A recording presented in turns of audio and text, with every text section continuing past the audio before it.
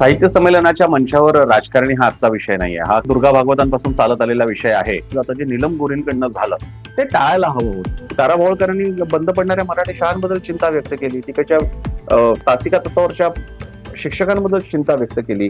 हे विषय आता सगळे बाजूला गेले या राजकारणामुळे. त्यांनी हे ठरवलंच होतं असा हा मुद्दा मांडायचा का, तो सहज बोलता बोलता त्या बोलून गेल्या. याचं सत्य हे फक्त आणि फक्त नीलम गोऱ्हेंना माहिती आहे. एखादा माणूस बोलल्यानंतर थोडासा चाचरतो ना रे, आपण जरा चुकीच्या ठिकाणी बोलू का, तसं वाटत नाही. त्यामुळे असंही मानायला पूर्ण शंका आहे, जागा आहे. त्यांनी जाणीवपूर्वक त्यांनी ठरवलं होतं की इकडे हे बी पेरायचं. यामुळे होतं असं की मग शेवटी हे अख्ख्या साहित्य संमेलन कशासाठी ओळखलं जाणार, या काही राजकीय विधानांसाठी. मग ते शरद पवारांचं न बोललेलं विधान असेल, तारा भोळकर यांनी बोललेलं विधान असेल, नीलम गोऱ्हेंनी थेट केलेलं विधान असेल, तुम्ही जेच आरोप सिद्ध करू शकत नाहीत ते तुम्ही असं जाहीर मंचावर करताना त्याच्यामुळे मात्र त्या संमेलनाचं राजकारण होऊन जातं.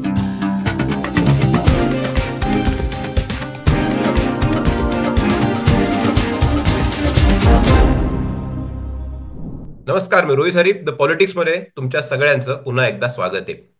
21, 22, 23 फेब्रुवारीला दिल्लीमध्ये 98वं साहित्य संमेलन पार पडलं. हे साहित्य संमेलन खरं तर अनेक अर्थांनी गाजलं. त्यात राजकारण झालं, त्यात साहित्यिकांची मांदी अळली होती. ज्या अध्यक्ष होत्या साहित्य संमेलनाच्या, तारा भोळकर, यांचं भाषण देखील खूप गाजलं. पण नेमकं या साहित्य संमेलनामधनं सर्वसामान्य मराठी लोकांना काय मिळालं? या साहित्य संमेलनामध्ये राजकारण्यांची इतकी उठबस का होती? आणि साहित्य संमेलन आणि राजकारण यांचा इतका घनिष्ठ संबंध कधीपासून यायला लागला? या सगळ्या प्रश्नांची उत्तर आपल्याला जाणून घ्यायची आहेत आणि त्यासाठी आपल्या सोबत आहेत महाराष्ट्रातले प्रसिद्ध पत्रकार प्रसन्न जोशी सर.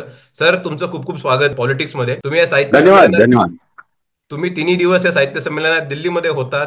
एक कार्यक्रम देखील तुमच्याकडे होता, तर तुम्ही निवेदन केलं, सूत्रसंचालन केलं. जवळून तुम्ही साहित्य संमेलन बघितला, प्रत्येक इव्हेंट बघितला. मला तुम्हाला पहिल्यांदाच विचारायचंय की जर का आपण ही सगळा कार्यक्रम बघितला तर आपल्याला असं दिसतं की या साहित्य संमेलनाच्या प्लॅटफॉर्मवरती शरद पवारांपासून नरेंद्र मोदींपर्यंत आणि अजित पवारांपासून एकनाथ शिंदेपर्यंत, नितीन गडकरी, आशिष शेलार, उदय सामंत, देवेंद्र फडणवीस, सगळे राजकारणी होते. या सगळ्या राजकारण्यांचा आणि साहित्य संमेलनाचा काय संबंध असतो? या साहित्य संमेलनाच्या प्लॅटफॉर्मवरती इतके राजकारणी गर्दी का करतात? रोहित, साहित्य संमेलनाच्या मंचावर राजकारणी हा आजचा विषय नाहीये. हा किमान म्हणजे मोठा विषय तेव्हा तर दुर्गा भागवतांपासून चालत आलेला विषय आहे. आणि त्यानंतर मग अनेकदा मग शरद पवार कसे खाली बसायचे, म्हणजे प्रेक्षकांमध्ये बसायचे, याची सुद्धा चर्चा व्हायची. त्यानंतर अरुण साधूंनी एकदा नाराजी व्यक्त केली होती त्यांच्या संमेलनाध्यक्षाच्या पदाच्या काळामध्ये. आणि दरवेळी हा साधारण मुद्दा सारखा उपस्थित होत असतो की या मंचावरती सारखे राजकारणी का दिसतात.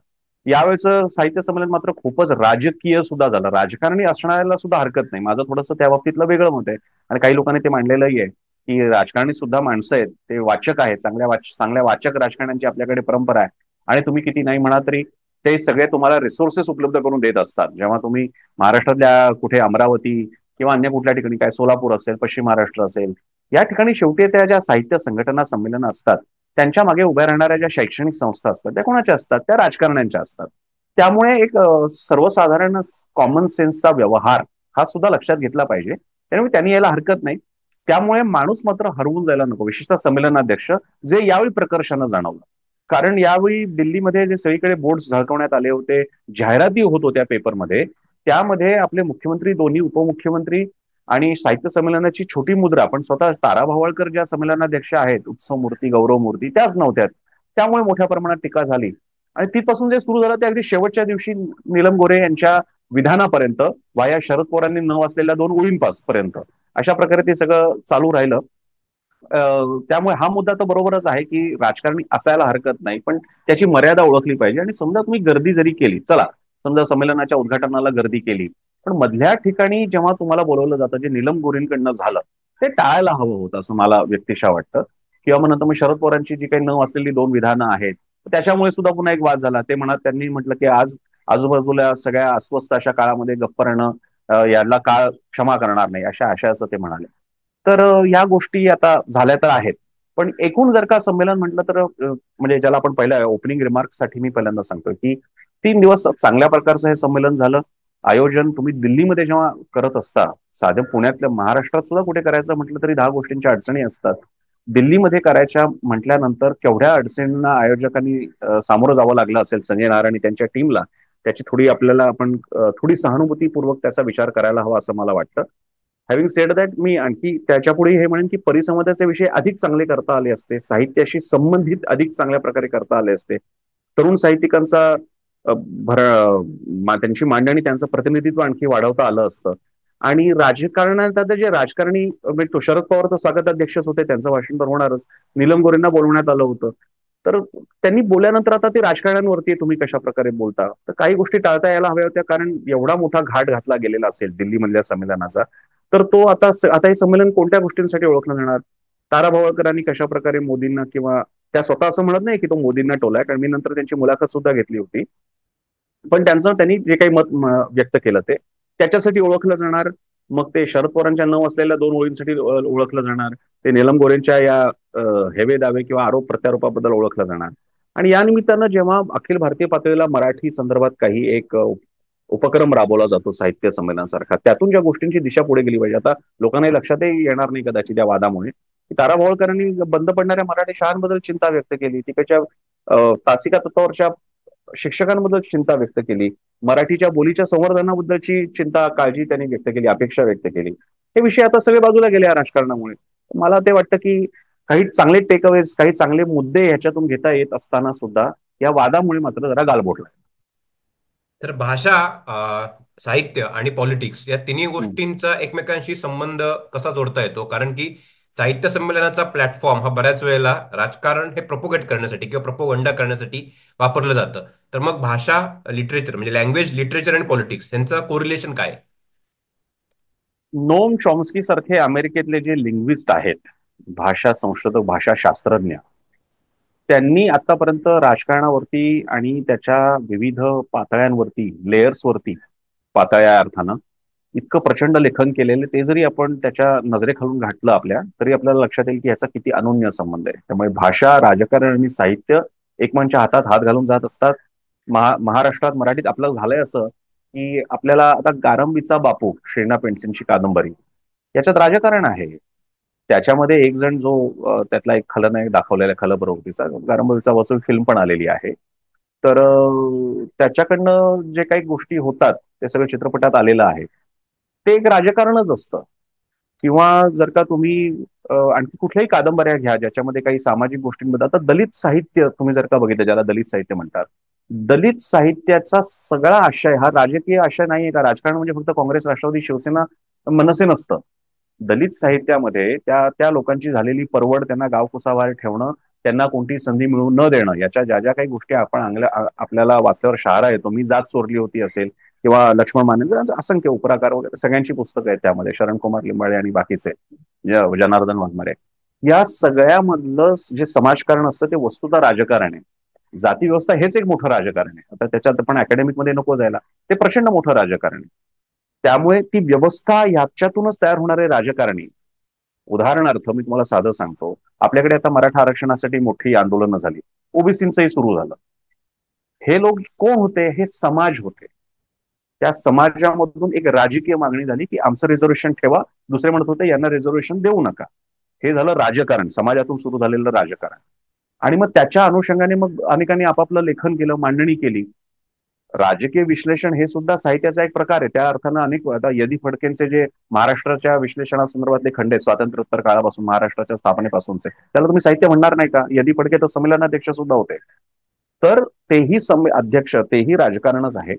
आणि राजकारणी तर मी म्हणालो तसं ते थेट, कदाचित आपण आत्ताची राजकारण्यांच्या वाचनाची इयत्ता काय मला माहीत नाही, कितपत वाचले जातात किंवा अशा प्रकारे त्यांची काही भाषणं ग्रेट जाणवतात, असा यातलाही भाग नाही. पण अजूनही आपल्याकडचे अनेक राजकारणी, शरद पवार, सुप्रिया सुळे असतील, देवेंद्र फडणवीस असतील, किंवा प्रमोद महाजनांसारखे अतिशय उत्तम वाचक होते, ते व्याख्यानं द्यायचे, किंवा आशिष शेलार असतील. आशिष शेलारांचं कौतुक इकडे जाणीवपूर्वक मी करेन. आशिष शेलार हे एपीजे अब्दुल कलाम वाचन दिवस असतो देशामध्ये, तर त्या निमित्तानं सगळ्यांना पुस्तकं पाठवणारा तो राजकारणी.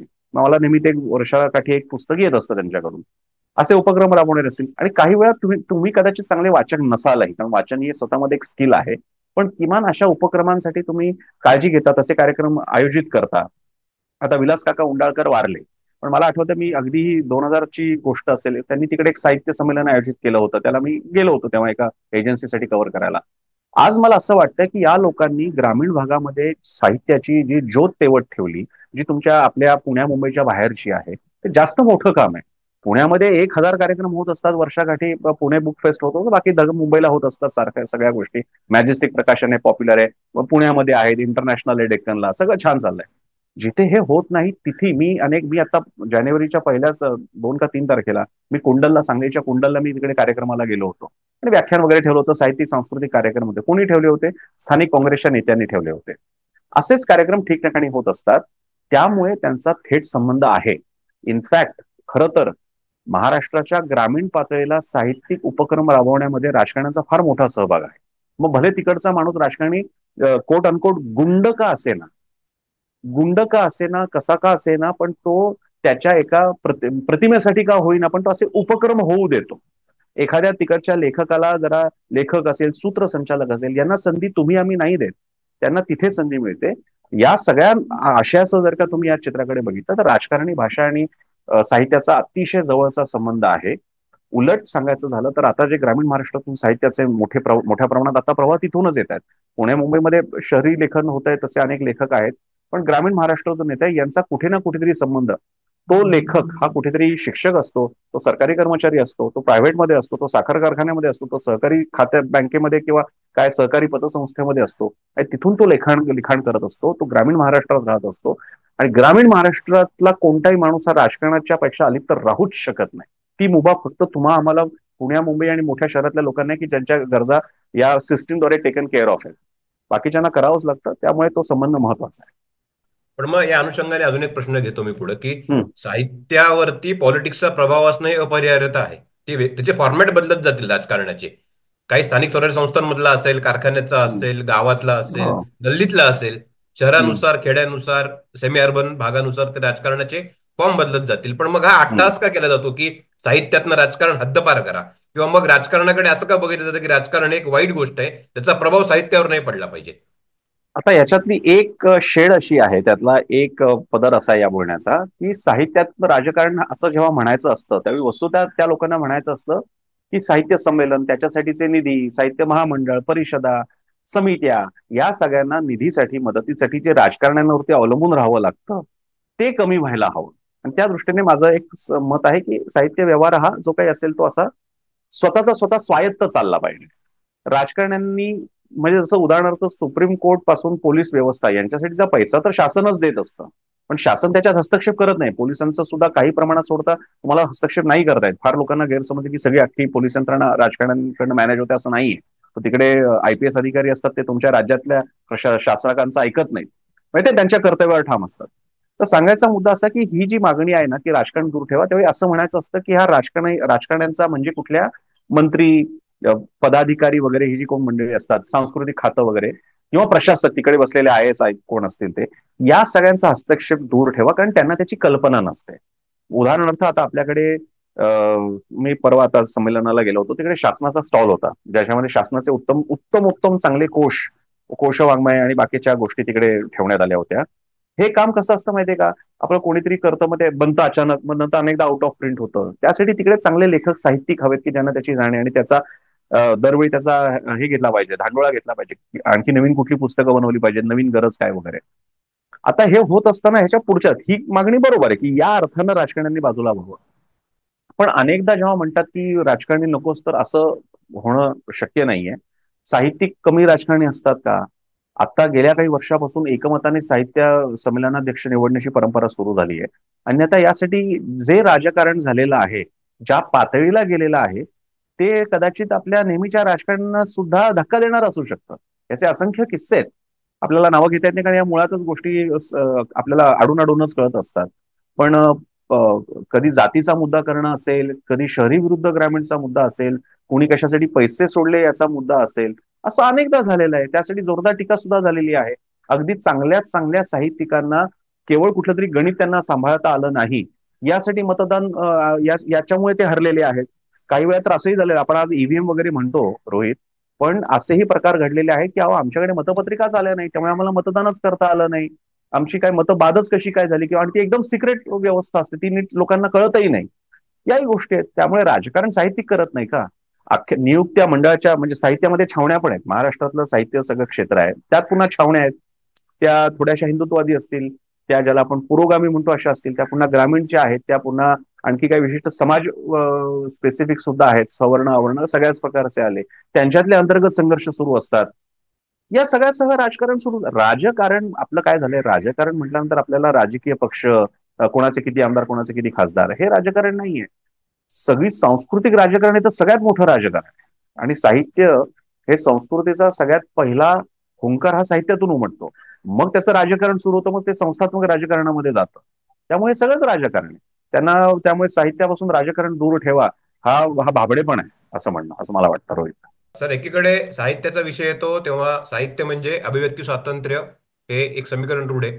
आणि दुसरीकडे हम्म. जेव्हा शासन किंवा सरकार कुठले म्हणलं जातं तेव्हा अगदी अभिव्यक्ती स्वातंत्र्याची गळचेपी नाही, पण अभिव्यक्ती स्वातंत्र्याचं नियंत्रण किंवा कंट्रोल अशी एक सर्वसामान्य एक प्रतिमा असते.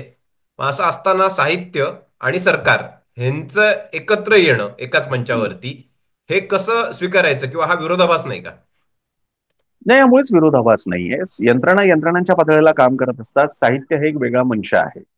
उलट मी म्हणेन, अशामुळे जर का संवाद वाढत असेल आणि तुमच्या मागण्या, म्हणजे असं आहे, तारा भवळकर महाराष्ट्रामध्ये त्यांच्या एखाद्या विद्यापीठाच्या पातळीला किंवा एखाद्या स्थानिक कार्यक्रमामध्ये काही भाषण करत असतील आणि काही मुद्दा मांडत असेल, तो कोणापर्यंत जाणार आहे? तो त्याच त्याच लोकांपर्यंत जाणार, ऐकणारेही तेच, बोलणारेही तेच. पण जेव्हा डॉक्टर तारा भवळकरांना पंतप्रधान, मुख्यमंत्री या सगळ्यांच्या समोर एका राष्ट्रीय स्टेजवरती बोलायची संधी मिळते आणि तिथे जेव्हा त्या काही मुद्दे मांडत असतात, त्यावेळी थेट तो शासनापर्यंत, शासनाच्या मुख्य माणसापर्यंत पोहोचत असतो. जेव्हा तुम्हाला उद्या साहित्य संमेलनाच्या त्यांनी अध्यक्षपदाच्या भाषणामध्ये त्यांनी मराठी शाळेचा मुद्दा मांडला, अभिव्यक्तीचा मुद्दा मांडला, लोकांमध्ये अंधश्रद्धांचा मुद्दा मांडला. हे मुद्दे पहिल्यांदा मांडले गेलेले नाहीये, हे महाराष्ट्रात अनेकांनी अनेक वेळा मांडले गेलेले. पण त्या सगळ्यांच्या बातम्या फक्त स्थानिक पातळीला होतात. पण तारा भोवळकर जेव्हा संमेलनाध्यक्ष असतात आणि या मंत्र्यांसमोर त्या बोलतात, तेव्हा तो मेसेज त्या संबंधित व्यक्तीपर्यंत जातो आणि एक प्रकारचा अंकुशही तयार होतो.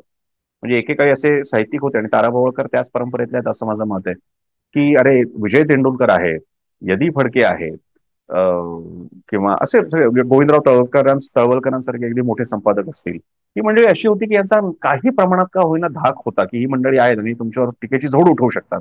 एस एम जोशी आहे, दुर्गा भागवत आहे, ते वेळोवेळी, आणि आणखी पण नावं घेता येतील आपल्याला.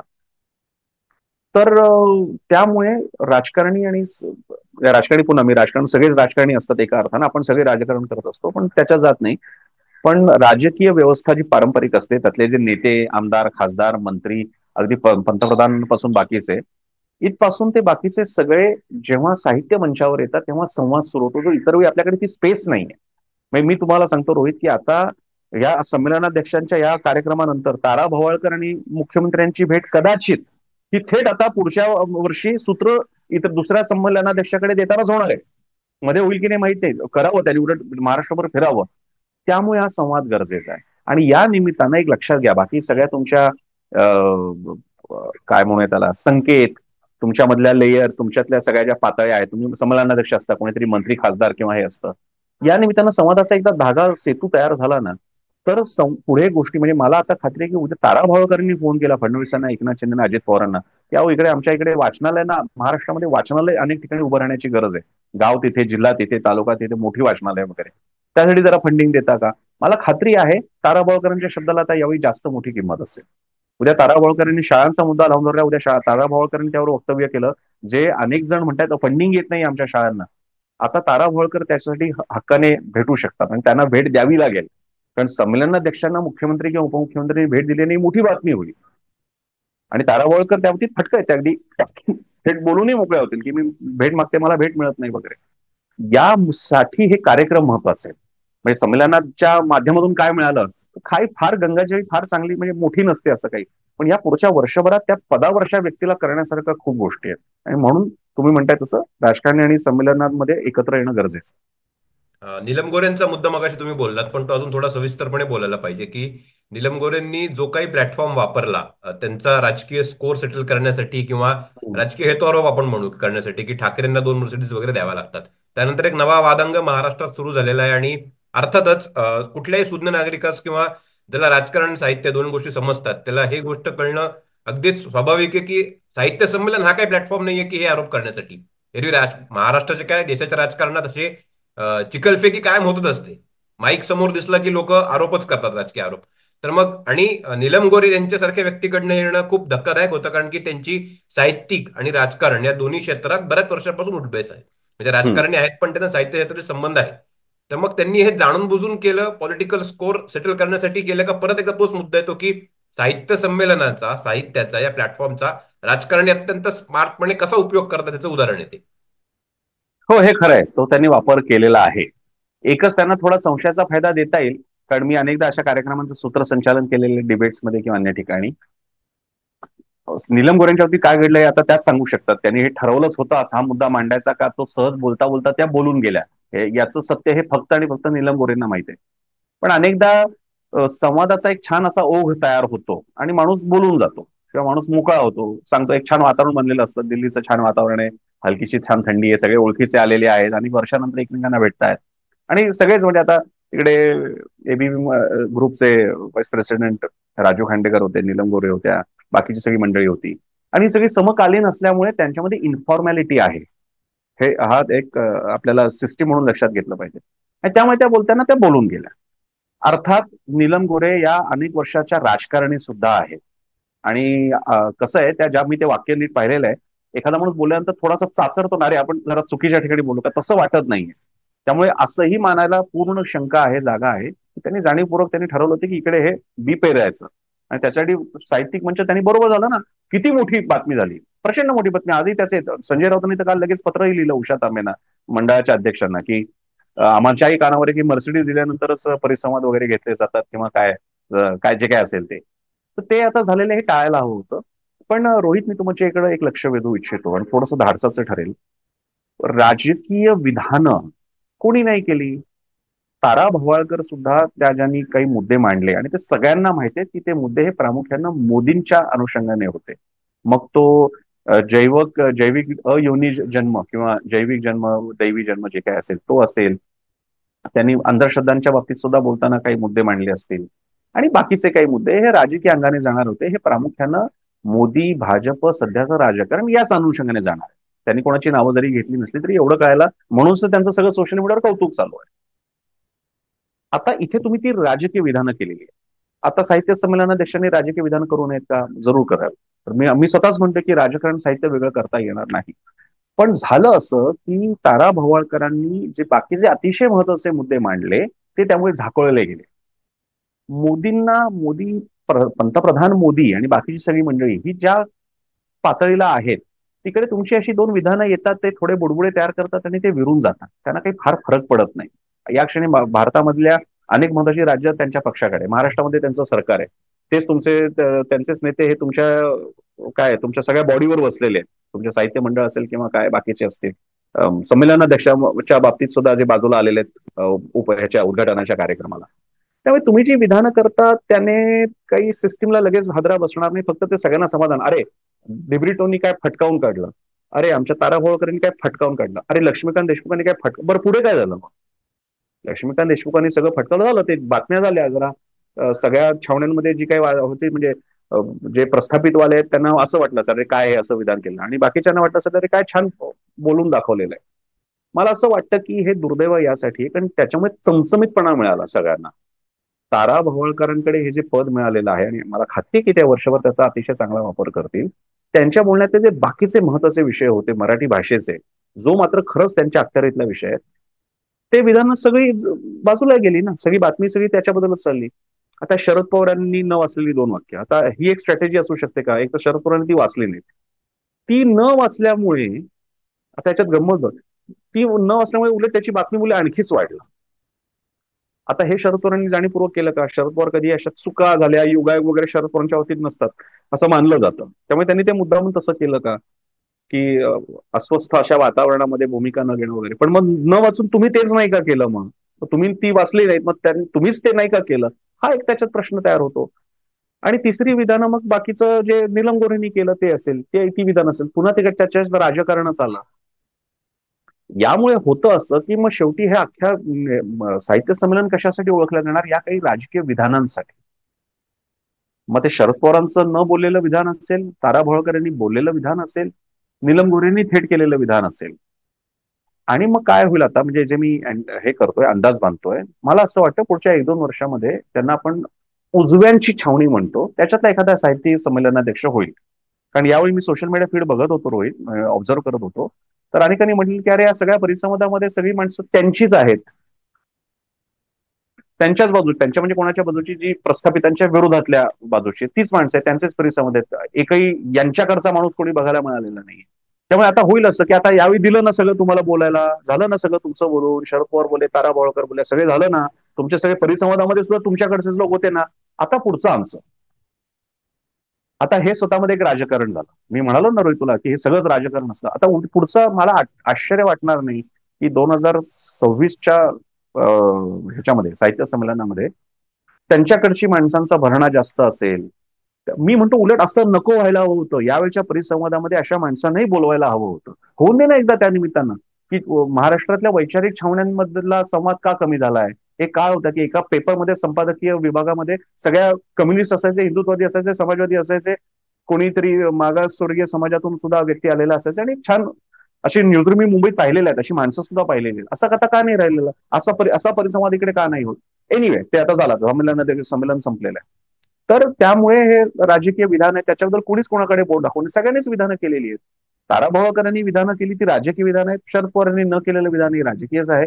नीलम गोरींनी पण तरी शरद पवारांचं विधान काय किंवा तारा भवाळकरांचं हे धोरण पातळीला जाणारं विधान आहे. तो असा उथळ आरोप नाही. नीलम गोरे त्यांच्या या अनुभवाच्या टप्प्याला, त्या जेवढ्या ज्येष्ठ व्यक्ती आहेत आणि अनुभवी आहेत, राजकारणी आहेत, नुसत्याच त्या नाही, स्वतःच त्यांचं चांगलं वाचन चळवळीतून आलेलं आहे, त्यांनी हे करायला नको होतं. तुम्ही जे आरोप सिद्ध करू शकत नाहीत ते तुम्ही असं जाहीर मंचावर करताना त्याच्यामुळे मात्र त्या संमेलनाचं राजकारण होऊन जातं. म्हणजे आता सगळे काय म्हणतात, सगळ्यांना लक्षात राहणार हीच विधानं.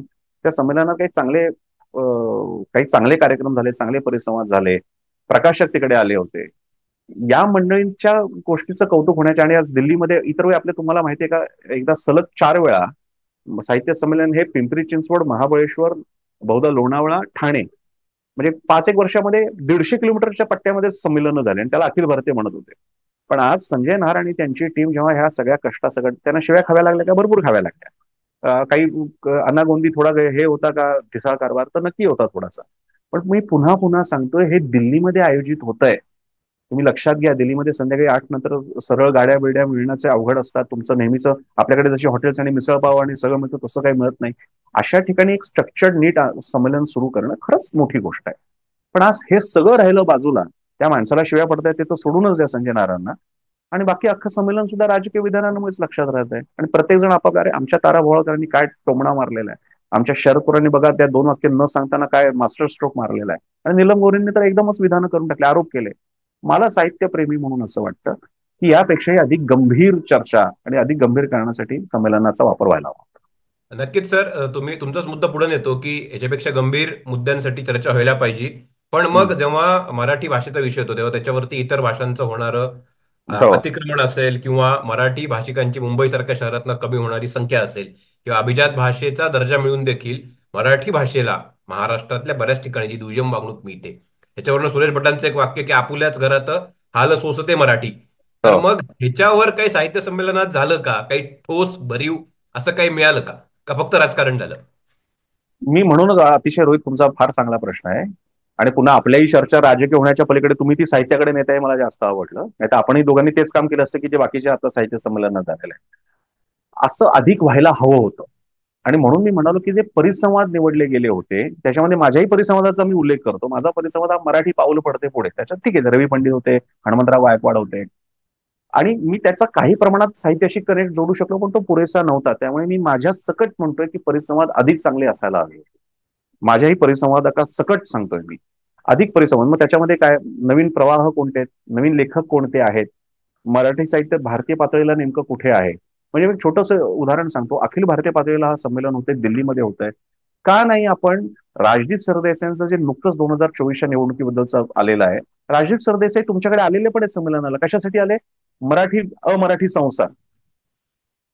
मला त्या परिसंवादाबद्दल प्रॉब्लेम नाहीये, तो परिसंवाद इथे घ्यायला नको होता. राजदीप सरदेसाईंसारखा माणूस तुम्हाला मिळाल्यानंतर तुम्ही त्याचा वापर राजकीय लेखन आणि मराठी भाषक असलेला राजदीप सरदेसाईंचं इंग्रजी लेखन याला जोडता आलं असतं तुम्हाला. त्याच्यावर एखादा परिसंवाद की मराठी राजकीय लेखन कुठल्या दिशेने चाललेलं आहे, त्याचे अध्यक्ष बनवा ना, सरदेसाईंना अध्यक्ष बनवा त्या परिसंवादाचं. आज महाराष्ट्रामध्ये राजकीय लेखन म्हणजे राजकीय कादंबरी फिक्शन रायटिंग याचं दालन आहे, दालन आपल्याकडे. ऊस साखर कारखान्याच्या राजकारणापासून सिंहासनापर्यंत अशी मोठी तुम्हाला मांडणी करता येते. तुम्हाला ते घेता आले असते, ते आपण केलं नाही. आता महाराष्ट्रातलं जे सत्तांतर झालं होतं त्याच्यामध्ये मी चुकत नसेल तर ते सूर्यवंशी आहेत, किरण तारे आहेत, कमलेश सुतार आहेत, या लोकांनी पुस्तकं लिहिलेली आहेत. का नाही त्यांना बोलवण्यात आलं? का नाही रणजित सरदेसाईंना अध्यक्ष म्हणून का नाही असा एक परिसंवाद घेता आला असता? तो आम्ही घेतला नाही. मराठी भाषेच्या बाबतीत बोलत असताना मराठी कोशवाङ्मय असेल, मराठी साहित्याचं वाचन बेसिकली कमी होत आहे आपल्याकडे. सगळं मोबाईल केंद्रित होतं आणि याबद्दल मी गेली काही वर्ष आपल्या लोगो पासून सुरुवात करूया. साहित्य संमेलनाचा लोगो म्हणजे काय? फाउंटन पेनाची नीब. तुम्ही शेवटचा कधी वापरलं रोहित फाउंटन पेन? याची नीब असते. कदाचित कधीतरी वापरलं असेल पण नेहमी नसेल वापर. 10 वर्ष झाली असतील. पण आमच्याकडे लोगोमध्ये काय? फाउंटन पेनाची नीब, उघडं असलेलं पुस्तक, एखादा पक्षी उडतोय किंवा मोरपीस. हे आमच्या कोणत्याही लोगोमध्ये आहे. यावेळेचा लोगो त्यातल्या तर जरा क्लीन चांगला आहे, शिवमुद्रा आहे आणि त्याच्यामध्ये नुसतं एक पेनाची नीब दाखवली आहे. पण आम्ही आजच्या काळातली जी मीडिया आहेत ज्यामध्ये पॉड आहे, आयपॉड्स हे आहेत, काय हँड्स फ्री आहेत, पण डिजिटल पेन आहे, टॅब आहे, ई बुक रीडर आहे, हे का नाही तुमच्या लोगोमध्ये येत? काही वर्षांपूर्वी त्याला तर झाले, आनंद यादव जेव्हा संमेलनाध्यक्ष झाले होते लोणावळ्याच्या किंवा महाबळेश्वरच्या, लोणावळ्याच्या वाटतं संमेलनाचे, ठिकाण चुकत असेल, त्यावेळी आम्ही त्यांना पुण्याला जाऊन मी आणि काही मित्रांनी सांगितलं होतं की ब्लॉगिंग, त्यावेळी ब्लॉगिंग खूप प्रसिद्ध झालं होतं. मी त्यांना म्हणालो होतं की तुमच्या भाषणामध्ये ब्लॉगिंग आणि अल्टरनेट मीडिया येतोय. वेबसाईटवरती दिवाळी अंक निघत होते मराठी, ब्लॉगिंग लिहिलं केलं जात होतं. याचा उल्लेख तुमच्या अध्यक्ष भाषणात येऊ द्या. तारा भोळकरांच्या भाषणामध्ये लोकसंस्कृतीचं त्यांनी चांगली मांडणी केली. त्यांचं एखादं लेक्चर ऐकल्यासारखंच होतं ते भाषण. पण मी माझ्या जेवढा काही छोटंसं माझं वाचन आहे त्याच्या मर्यादेत मी हे सांगतो, त्या भाषणामधून काही फार हाती लागत नाही तुमच्या. ते भाषण हा तारा भोळकरांच्या लोकसंस्कृतीच्या आकलनाचा मास्टर क्लास जसा असतो तसाच होता. मला जे आता बघायला मिळतं ते असं की तुम्ही एआय आणि मराठीला कशा प्रकारे जोडून घेणार आहात. आता त्यांचं प्रिंटेड भाषण मी वाचलेलं नाही, मी त्यांचं फक्त हे जाणीवपूर्वक नमूद केलं पाहिजे, मी अजून छापील नाही वाचलेलं, मी त्यांचा तिकडचं कार्यक्रमातलं भाषण वाचलं होतं. पण तोही वेळ त्यांना जवळपास 1.5 तासाचा वेळ होता. त्याच्यात त्यांनी ही बाकीची मांडणी केली, त्यांच्या लहानपणीचे किस्से आणि बाकीच्या सगळ्या गोष्टी. पण एआय आणि मराठीचं काय करायचं तुम्हाला माहितीये का? आता गुगल आणि माझा एक मित्र तिकडे काम करतो, मशीन लार्ज लँग्वेज मॉडेल्ससाठी मराठी असे समन्वयक नेमले गेलेले आहेत रोहित. ही माणसं दिल्लीमध्ये काम करतात. त्यांचे अनुभव काय आहेत, ते चॅलेंजेस कसे असणार आहेत, मराठी ऑटो स्पेलिंग चेक याच्या बाबतीत काय होणार आहे, असे असंख्य मुद्दे आहेत. विकिपीडिया, मराठी विकिपीडिया हा कोशाचा पुढचा भाग हा मराठी विकी असू शकतो. जगात त्याचा प्रचंड चांगला वापर होतो. तेही परत सांगतो, 10 वर्षांपूर्वी विकी कॉन्फरन्सही झालेली आहे मुंबईमध्ये, मी त्याला गेलो होतो. मग या बाबतीमध्ये मराठी साहित्य मंडळ, अरे आपण कोशवाङ्मय आपण कधी बनवणार आणि कधी छापणार? पण जे उपलब्ध आहे विकिपीडिया, कोरा, कोरा मराठी बंद पडलं रोहित. माझा मित्र प्रशांत ननावरे त्याचा कोरा हो हो मराठीचा हो हो. क्युरेटर होता, बंद पडलं. याची जाणीव तरी आहे कोणाला? मला माहित नाही, तारा भोवळकर मला माहित नाही, त्यांचं कदाचित ते क्षेत्र नसेल. पण कोरा मराठी बंद पडतं याची आमच्याकडे काही कल्पना आहे कोणाला? ह्याच्यावर काय कोणाला बोलायचं नाही? इतकं चांगलं माध्यम आहे, कोरावरती तुम्ही प्रश्न टाकता आणि तज्ज्ञ त्याची उत्तरं देतात. विकिपीडिया मराठीवरती किती पेजेस एडिट होतात, किती जण त्याच्यासाठी स्वतःचं, एक काळ होता की त्याच्यावर काही स्पर्धाही झालेल्या होत्या, काही माणसांनी झोकून दिलं त्यासाठी. पण आज किती नोंदी एडिट होतात. तुम्ही उदाहरणार्थ असं टाका पंजाबराव देशमुख विकिपीडियावरती, किंवा आणखी कुठलं नाव, कोणी संगीतकार, संगीत सूर्य भास्करराव भोसले, हे असेल भोसले आपले कोल्हापूरचे, केशवराव भोसले. केशवराव भोसले. बघा बरं विकिपीडियावरती तुम्हाला किती त्यांचं मिळतंय. हे कोण करणार? हे करण्यासाठी साहित्य मंडळ, साहित्य परिषदा आणि त्या लोकांनी काम केलं पाहिजे. हे आमच्या भाषणामध्येच नाहीये. एआय नाही, ऑडिओ बुक्स नाही. ऑडिओ बुक्स तुम्हाला माहिती आहे, स्टोरी टेल्स नोवेल पुण्यामधून काम करतात रोहित, तुमचा त्यांच्याशी संबंध आहे. त्यांना हो. आपले मराठी डिव्हिजन्स वरती त्यांचे परिणाम होऊ लागलेले. एक कुठलं तरी स्नोवेल का कोणीतरी बंदही झालेले, मी चुकत नसेल तर, किंवा कमी झालेले. हे खरे मुद्दे आहेत. टोमणे मारा साहित्यिक आहे ना, राजकारण्यांना काहीतरी ऐकवा, अरे त्यांना काही फरक नाही पडत. पण तुमच्या या, तुम्ही जर का याच्यावरती उद्या बोललात ना तर दिशा बदलते. अरे हेही विषय आहेत आपल्या समोर. मराठी साहित्य पुढे पोहोचवण्यासाठी इंग्लिश शाळांचा लोक मोठ्या प्रमाणात मुलं आता सगळ्या याच्यामध्ये गेलेली आहेत. पण सांगतो सोशल मीडियामुळे त्या निमित्तानं का मराठी वाचलं जात आहे. मग याचा वापर आपण कशा प्रकारे करू शकतो? सोशल मीडियात आज ह्या परिसंवादामध्ये एकही सोशल मीडियामधल्या लोकांना सोबत घेऊन घेणारे काही लेखक आहेत का? संग्राम गायकवाड सारखा मुलगा तुम्हाला सांगतो, तरुण, आमच्या ब्लॉग माझा स्पर्धा होती, मी आधी एका वाहिनीला होतो, तिथून तो माणूस मोठा झाला आणि तेव्हाही लिहित होता तो, पण आज तो एक स्वतंत्र ऑथर म्हणून आहे. असे अनेक आहेत. नितीन थोरात, ज्याने साधू आणि बाकीच्या कादंबऱ्या लिहिलेल्या आहेत, आणि आणखी नावं घेतील. आणि ह्या सगळ्यांना तुम्हाला बोलवायला नको? यांचं त्यांच्याकडनं काही मंथन व्हायला नको, एखादी अनकॉन्फरन्स नको करायला की अरे परिसंवाद वगैरे सोडा, सगळ्यांनी एकत्र या, एक 10 जण बसू देत याच्यावरती आणि नुसतं बोला काय चाललंय आपल्या मराठी वाङ्मयाविषयी. हे सगळं होण्यासाठीची दिशा देणारी माणसं तिकडे आणली पाहिजे. सो मला असं वाटतं की ती संमेलन आणखी परिसंवाद चांगले व्हायला हवे. सर, एक छोटा आणि शेवटचा आणि अतिशय बाबूत प्रश्न सुद्धा म्हणू शकता तुम्ही, नाही, की विचारा ते विचारा. की बरोबर. सर्वसामान्य जे मराठी लोक असतात ते हम्म. दिल्लीत जरी नसले तरी जगातून हे साहित्य संमेलन बघत असतात, कारण की आजकाल हो डिजिटल माध्यमांमध्ये काही गरज नाही दिल्लीला प्रत्येकाने जायला पाहिजे आणि प्रत्येकाला ते शक्य होत नाही. हो हो. त्यांचं लक्ष असतं, ते बघत असतात युट्यूबवरती, बातम्या कंझ्युम करत असतात आणि काय तर व्यत्यय होत असतात. तर त्यांनी नेमकं या साहित्य संमेलनांकडनं काय अपेक्षा ठेवली पाहिजे? कारण की हा मुद्दा फक्त अबाऊ 40 जे लोक आहेत त्यांचा नाहीये. या साहित्य संमेलनामध्ये मला एक मिसिंग मुद्दा असा वाटला, की जसं तुम्ही ऍड्रेस केला बरोबर, की हम्म. नवीन जे लोक आहेत 20 ते 30 या वयोगटातले जे मुलं आहेत, जे मराठीच आहेत पण ते मराठी वाचत नाही आहेत किंवा त्यांचा मराठी साहित्याशी काय संबंध आहे असा प्रश्न विचारण्याची वेळ आहे आत्ताची. तर अशा हम्म. वेळेला या सगळ्या वर्गांनी या मराठी साहित्य संमेलनांकडनं काय अपेक्षा केली पाहिजे? मग रोहित, गंमत सांगायचं झालं तर जी आंतरराष्ट्रीय पातळीला जी काही संमेलनं होतात, त्यांच्या त्यांच्या ठिकाणी मराठी मंडळ असतात, मराठी भाषा म्हणजे तीच जी मंडळ असतात मराठी माणसं डायस्पोराची. पण ती मंडळ मी त्यांचे कार्यक्रम बघतो ना, ते बऱ्यापैकी टिपिकल आहेत. म्हणजे त्यामध्ये सांस्कृतिक म्हणजे मग त्याच्यात लावणी सादर होत असेल, तिकडे कुणाचं तरी शास्त्रीय निमशास्त्रीय गायन असेल, नाटक असेल, ते सुद्धा नाटक म्हणजे कोणती अशी एक छान विनोदी अंगाने जाणारी हलकी फुलकी नाटक चांगलं असतात ते कार्यक्रम. सो टिपिकल एक छानपैकी सांस्कृतिक कार्यक्रम अशा प्रकारे ती मंडळं ती घेतात. काही अपेक्षा बाळगायला मुळात त्यांच्याकडनं काही अपेक्षा त्यांच्या आहेत का याबद्दलच मला शंका आहे. म्हणजे मी असं म्हणेन मी इथे काही एक चांगल्या उपक्रमाची सुद्धा नोंद घ्यायला पाहिजे. गरजे मराठी नावाचा एक प्लॅटफॉर्म आहे, तो जगभरातल्या जे असे प्रतिष्ठित मराठी माणसं आहेत त्यांना एकत्र आणण्याचा प्रयत्न करत असतो आणि अनेक ठिकाणी त्याच्या ब्रँचेस होत आहेत वगैरे. असे उपक्रम आहेत, मी त्यांना म्हणत नाही, पण बहुतांश वेळा पाश्चात्य जगामध्ये जे कार्यक्रम होतात मराठी मंडळींचे, ते जरा सांस्कृतिकच असतात. म्हणजे आपला साहित्य संमेलनापेक्षा ते अधिकच थोडेसे असे बाबा हॅपी गो लकी, सगळे छान जा, एकत्र या, छान कार्यक्रमांचा आनंद घ्या. ती एखादी शोभायात्रा काढा, गणेशोत्सव असेल तर गणेशोत्सव, वारी असेल तर वारी, दुपारचं छान जेवण करा, आणखी एखादं काही कोणी परिसंवादाला मुलाखत असेल मग त्याला आमचे नेहमीचे मुलाखतकार असतील, नेहमीचे पाहुणे असतील, आणि एक छान कार्यक्रम करून मोकळे व्हा. धोरणात्मक पातळीला संमेलनाकडनं काही घ्यावं असं आता त्यांना उरलं नाही, कारण त्यांना त्यांच्या स्वतःच्या गरजा आहेत, ते त्यांच्या दृष्टीने त्याला तोंड देत असतात.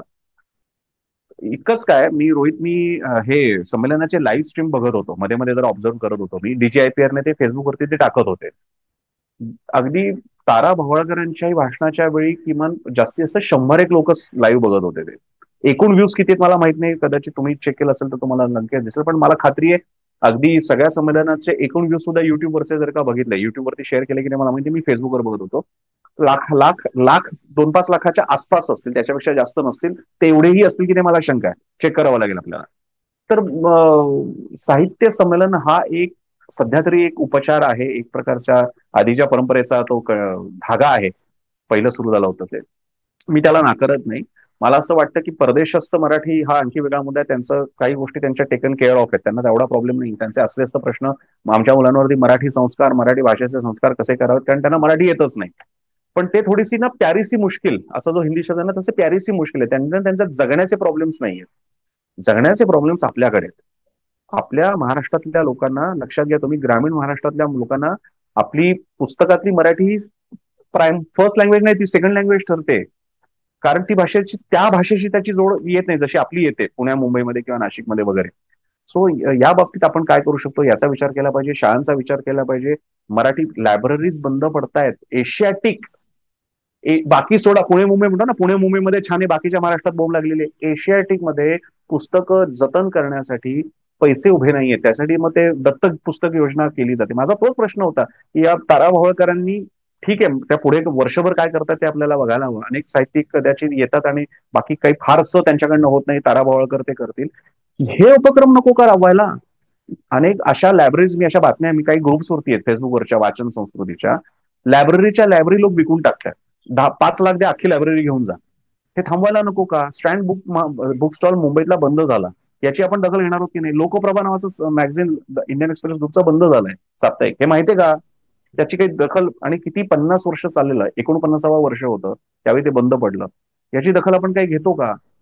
मग हे जर का आपण करणार नसलो आणि आपण नुसते याला टोमणा मारला आणि त्याला राजकीयरित्या फटकावला, तर ह्याच्या पलीकडे गेलं पाहिजे. पाश्चात्यांचं म्हणजे आय मीन टू से, जगातल्या मराठी लोकांचं काय चाललेलं आहे, त्यांचं त्यांचं नीट चाललेलं आहे आणि त्यांची मुलंही पुढे त्यांच्याच करिअरमध्ये पुढे जाणार. त्यांचा मराठी भाषेची जैविक संबंध राहणार नाही आपला जसा असतो. तुम्ही द पॉलिटिक्स मराठीमधून करता, तुमचा जैविक संबंध आहे, पोटापाण्याचं साधन आहे तुमचं माझं. मी मीडियामध्ये काम करतो.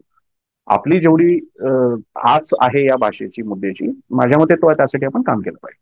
नक्कीच सर, खूप खूप धन्यवाद. खूप चांगली चर्चा झाली आणि खूप मराठी साहित्य संमेलनाचे अनेक पैलू जे आहेत ते या हम्म, विषयाच्या आणि या चर्चेच्या निमित्ताने समोर आलेले आहेत. आता तुम्ही हम्म. म्हणता तसं वर्षभर आता तारा भोळकर काय करणार ह्याच्याकडे आमचं नक्कीच लक्ष एक्झॅक्ट. असेल. हो, आणि हो, जे हा व्हिडिओ बघतील, जे हा एपिसोड बघतील, त्यांचं पण लक्ष असेल, कारण की जबाबदारी मोठी आहे आणि प्रश्न अनेक आहेत. त्यामुळे हो. काय होणार पुढे याकडे सगळ्यांचंच लक्ष लागलेलं असेल. सर, तुम्ही आम्हाला वेळ दिला आणि खूप साधक बाधक चर्चा झाली, त्याबद्दल खूप खूप धन्यवाद. परत एकदा धन्यवाद आपण रोहित. पॉलिटिक्सच्या प्लॅटफॉर्मवर भेटू. पॉलिटिक्सच्या नक्की. प्रेक्षकांना विनंती आहे की जर का तुम्ही हा कार्यक्रम बघत असाल तर तुमच्या प्रतिक्रिया जरूर नोंदवा आणि द पॉलिटिक्स चॅनल सबस्क्राईब करायला विसरू नका. धन्यवाद. धन्यवाद.